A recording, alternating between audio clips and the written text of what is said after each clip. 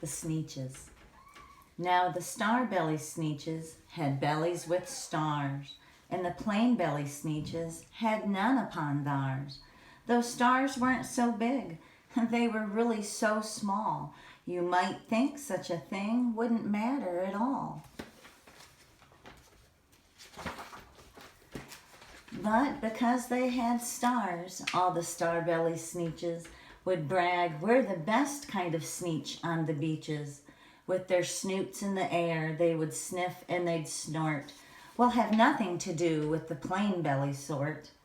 And whenever they met some, when they were out walking, they'd hike right past them without even talking. When the star-belly children went out to play ball, could a plain belly get in the game? Not at all. You could only play if your bellies had stars, and the plain belly children had none upon theirs. When the star-belly Sneeches had Frankfurter roasts, or picnics, or parties, or marshmallow toasts, they never invited the plain belly Sneeches. They left them out cold in the dark of the beaches. They kept them away, never let them come near. And that's how they treated them year after year. Then one day, it seems, while the plain belly Sneeches were moping and doping alone on the beaches, just sitting there wishing their bellies had stars, a stranger zipped up in the strangest of cars. My friends, he announced in a voice clear and keen, my name is Sylvester McMonkey McBean, and I've heard of your troubles. I've heard you're unhappy, but I can fix that. I'm the fix-it-up chappie. I've come here to help you. I have what you need, and my prices are low, and I work at great speed, and my work is 100% guaranteed. Then, quickly, Sylvester McMonkey McBean put together a very peculiar machine. And he said, you want stars like a star-belly Sneech?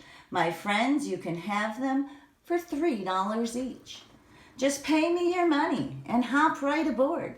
So they clambered inside, and the big machine roared, and it clonked, and it bonked, and it jerked, and it burked, and it bopped them about. But the thing really worked. And when the plain belly Sneeches popped out, they had stars. They actually did. They had stars upon theirs. Then they yelled at the ones who had stars at the start.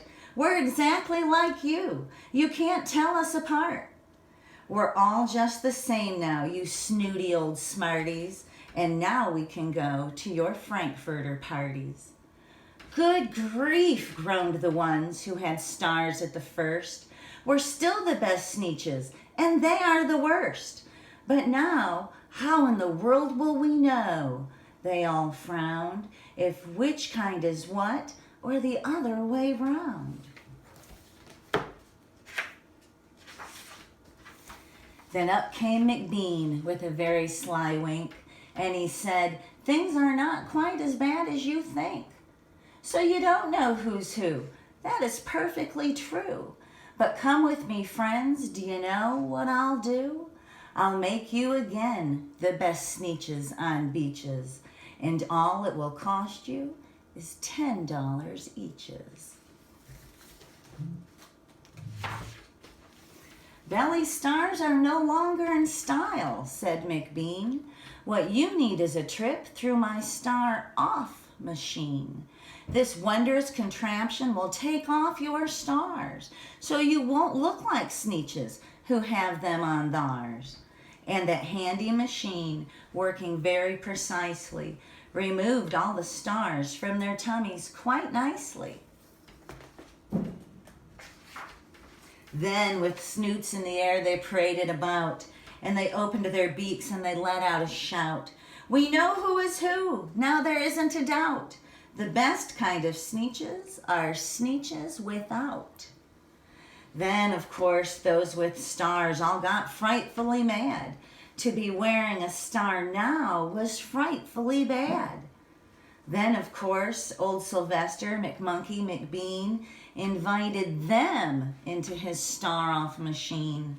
Then, of course, from then on, as you probably guess, things really got into a horrible mess. All the rest of that day on those wild screaming beaches, the fix-it-up chappie kept fixing up Sneeches. Off again, on again, in again, out again. Through the machines they raced round and about again, changing their stars every minute or two. They kept paying money, they kept running through, until neither the plane nor the Starbellies knew whether this one was that one, or that one was this one, or which one was what one, or what one was who. Then, when every last cent of their money was spent, the fix-it-up chappie packed up and he went. And he laughed as he drove in his car up the beach. They never will learn. No, you can't teach a Sneech. But McBean was quite wrong. I'm quite happy to say that the Sneeches got really quite smart on that day. The day they decided that Sneeches are Sneeches, and no kind of Sneech is the best on the beaches. That day, all the Sneeches forgot about stars, and whether they had one or not upon theirs. I miss you guys. I can't wait till we're back in school together. I hope there's lots of good stories here for you to listen to. Bye.